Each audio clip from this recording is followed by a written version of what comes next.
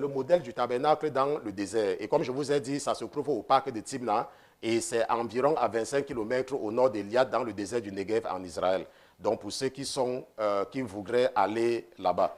Et lorsque nous regardons le tabernacle, comme nous voyons, n'est-ce pas, les voitures un peu partout ici, là, ce que nous constatons ici au niveau du tabernacle, c'est que nous avons la tente d'assignation, n'est-ce pas? Nous avons la tente d'assignation, je ne sais pas où le sacrificateur devait se laver dans un premier temps ou dans un autre temps, soit pour aller dans la tente d'assignation ou alors pour offrir le sacrifice.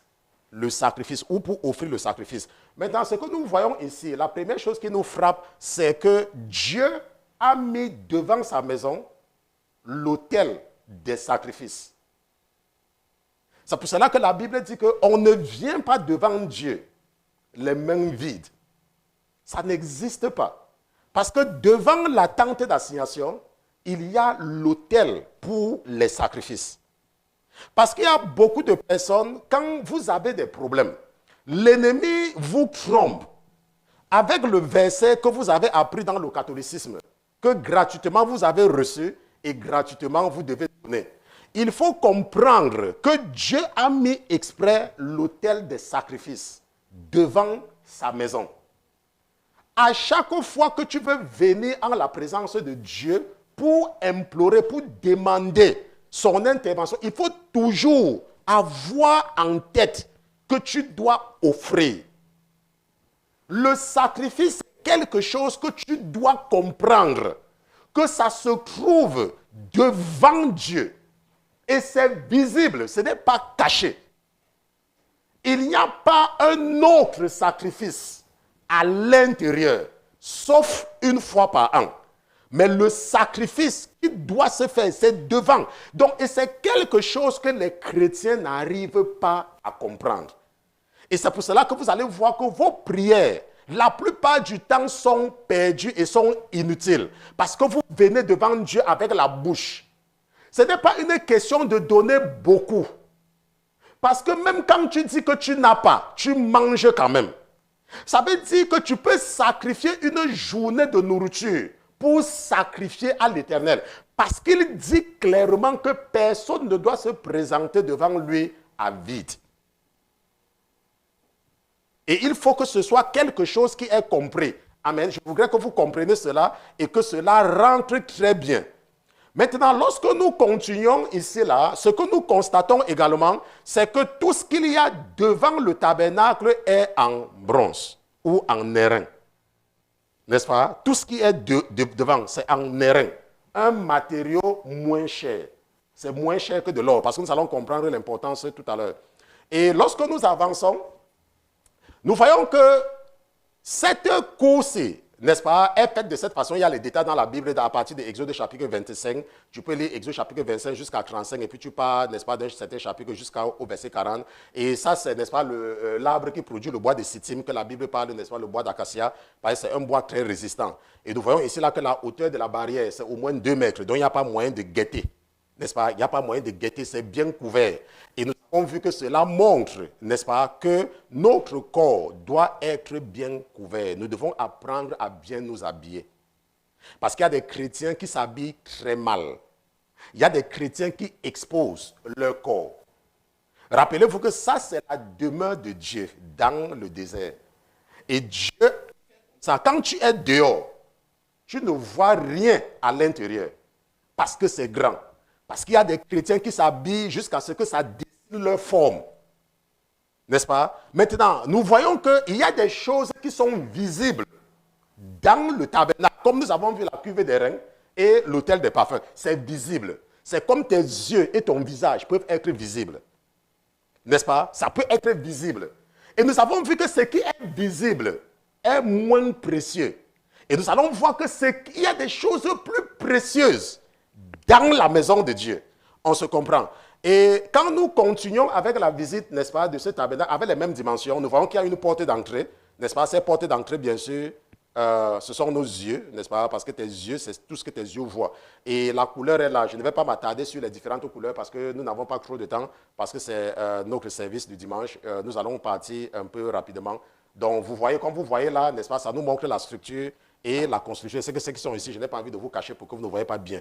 N'est-ce pas? Voilà comment c'était construit, exactement comme au temps de Moïse. Okay? Et nous voyons qu'ils ont respecté, n'est-ce pas, les instructions, n'est-ce pas, telles que données, et la base des poteaux est en airain. Tout ce qui est dehors, n'est-ce pas, est en un matériau moins cher. C'est cher, mais c'est moins cher, parce que c'est dehors. Okay? Et nous comprenons très bien la différence, parce que même là, c'est l'argent. Nous allons comprendre très bien la différence avec ce qui est à l'intérieur. Okay? Maintenant, vous voyez ce qui est dehors, ça, c'est l'autel d'airain, n'est-ce pas? Et ça avait une certaine hauteur, c'est pour ça qu'il y a une rampe que le sacrificateur utilisait pour pouvoir offrir le sacrifice, n'est-ce pas, avec les cornes, tel que c'est défini dans la Bible. Vous pouvez partir regarder les détails là-bas. Nous n'allons pas nous attarder sur les détails, sur certains détails aujourd'hui. Maintenant, donc, lorsque le sacrificateur offre, n'est-ce pas, le sacrifice, ça, c'est le sacrifice fait par le feu. Et nous avons ici là la cuve d'airain, n'est-ce pas, qui est également fait en airain. Et il y a également certains instruments qui ont été faits avec les miroirs, n'est-ce pas, que les femmes qui servaient avaient donné à Moïse pour pouvoir faire certaines choses. Donc, de tout temps, il y a toujours eu les femmes qui travaillent dans la maison de Dieu. De tout temps. Cela a toujours existé. Ce n'est pas une histoire de maintenant. Parce qu'il y a les gens qui vont dire que oh, tu passes tout ton temps à l'église. De tout temps, il y a les femmes qui ont toujours servi à l'église. Même au temps de Jésus, nous pouvons voir ça dans l'évangile de Luc. OK? Maintenant, lorsque nous avançons avec notre visite, n'est-ce pas? Ça, c'est la cuve d'airain. Quand vous allez lire Exode 25 à 40, vous allez comprendre mieux, n'est-ce pas? Nous voyons maintenant qu'en ce qui concerne la maison de Dieu, ça, c'est toujours ce qui est devant. Et nous voyons que devant la maison de Dieu, il y a l'autel des sacrifices. Et nous voyons maintenant, quand nous partons maintenant au niveau de la maison elle-même, nous commençons à voir de l'or. OK? Nous voyons que même, n'est-ce pas? Et nous voyons la couverture. Regardons comment la maison de Dieu est bien couverte. Regardons comment c'est bien couvert. Rappelez-vous, la Bible dit que notre corps, c'est le temple du Saint-Esprit. Et la maison de Dieu est bien couverte. N'est-ce pas? C'est pour cela qu'on demande aux chrétiens de s'habiller décemment. Il faut savoir t'habiller en tant que chrétien. Et nous voyons que c'est joli et c'est beau. N'est-ce pas? Être chrétien, quand on parle de s'habiller de façon décente, ça ne veut pas dire s'habiller de façon zazo. Il faut s'habiller avec décence. Regardons la maison de Dieu. Et la Bible dit que nous sommes le temple. Regardons, c'est beau. Il y a une beauté.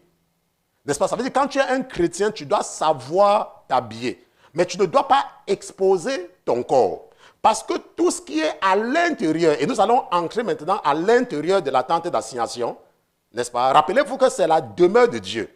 Et ce que nous constatons, c'est que tout ce qu'il y a à l'intérieur de la tente d'assignation, dans ton corps est précieux. C'est avec de l'or. Donc, ce qui veut dire que ce qui est, il y a des parties, ton corps est précieux.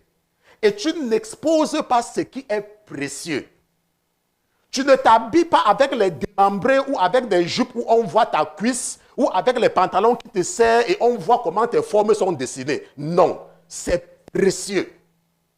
C'est pour cela que l'habillement, quand une femme s'habille, ce n'est pas qu'on te dit de ne pas porter ceci ou de ne pas porter cela. Il faut comprendre que c'est que Dieu, que ton corps est précieux. C'est pour cela que tu ne l'exposes pas, comme les gens du monde. C'est pour cela que nous, les chrétiens, quand nous nous habillons, nous sommes conscients que tout ce qu'il y a en nous est précieux. C'est avec de l'or, comme nous voyons avec le chandelier d'or, comme nous allons voir, n'est-ce pas, avec la table des pains de proposition, comme nous allons voir avec l'autel des parfums. Tout à l'intérieur de toi est précieux. Et tu ne peux pas te vendre légèrement. Tu ne peux pas t'habiller de façon qu'on voit tes seins dehors.